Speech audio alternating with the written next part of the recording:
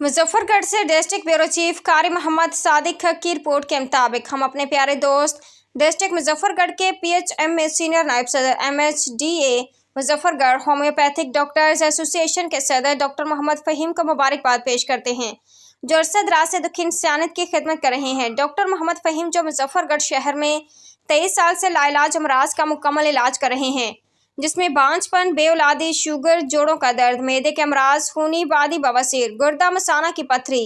Hepatitis A B C, जल्दी अमराज, high और low blood pressure, cancer, फालिज लकवा,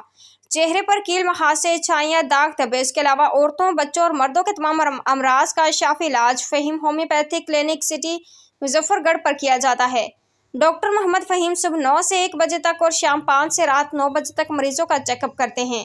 उसके अलावा दुखी इंसानियत की खिदमत के लिए गरीब, यतीम, मस्कीन लोगों के लिए फ़हीम क्लिनिक मुजफ्फरगढ़ पर फ्री मेडिकल कैंप भी लगाया जाता है, जिसमें फ्री चेकअप और फ्री मेडिसिन दी जाती हैं। इस खिदमत खल्क़ पर डॉक्टर मोहम्मद फ़हीम को 3 बार गोल्ड मेडल से नवाजा गया। 2 बार gold medal doctor Rao Ghulam Murtaza National Council for Homoeopathy Government of Pakistan ने डॉक्टर मोहम्मद फ़हीम को पहनाया।